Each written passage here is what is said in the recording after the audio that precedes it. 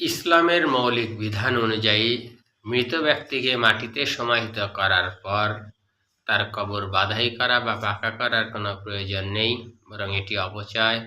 এতে মৃত ব্যক্তির কোনো উপকারেও আসে না। তাই সাধারণভাবে কবর পাকা করা বা বাধাই করা মাকরুহ বা অনুচিত কাজ হিসেবে বিবেচিত।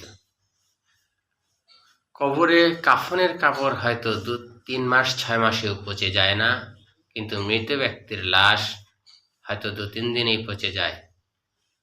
কবরে মৃত ব্যক্তি কিভাবে থাকে, কি আচরণ কবর করে, তা একমাত্র উপরওয়ালাই ভালো জানে। আমার আপনার উচিত মৃত ব্যক্তির মাগফিরাত কামনায় বেশি বেশি দোয়ার ব্যবস্থা করা।